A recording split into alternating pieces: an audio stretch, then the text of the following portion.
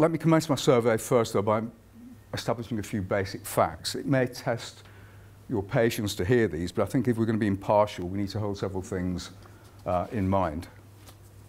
Firstly, there were more than 2,000 local tribunals established throughout England, Wales and Scotland, each containing between 7 and 20 members. So let's assume there was a rough total of between, say, 16 and 20,000 local tribunalists, all of whom were in receipt of copies of the legislation and of intermittent advice from the local government board on how to interpret it. How much training did these individual tribunalists have prior to their embarking on this fateful task? Well, none. They had no training for what they were doing, nor was there ever any horizontal mechanism whereby one tribunal might learn from the mistakes or experiences of others, other than in the advice they received from the centre.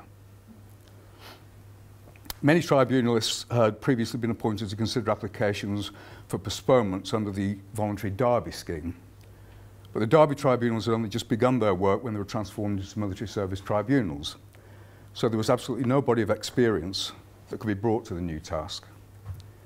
In receipt of new legislation, tribunalists were required to implement both its letter and its spirit, and to do it very, very quickly, whilst continuing, of course, to process their considerable and growing backlog of Derby scheme applications. The results in the early months of the conscription period, as we'll see, were, well, they ranged from disastrous to barely adequate. And I think that much of the bad reputation that the tribunals have received, or have earned, arose in that early period. The second point I'd like to make is this. The tribunals did not decide who should and who should not go to war. I'll repeat that. They did not decide who should and who should not go to war. Does anyone know what I mean by that? No. Okay. Every man who appeared before them on his own behalf or was applied for by a parent or an employer was already deemed by the Military Service Act to be enlisted. He was going to war. He was on his way to war. What the tribunals decided was who should not go to war. That was their only job.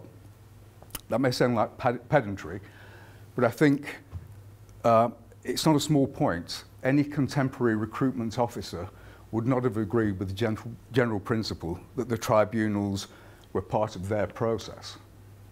In effect, they were the only obstacle to the process of recruitment.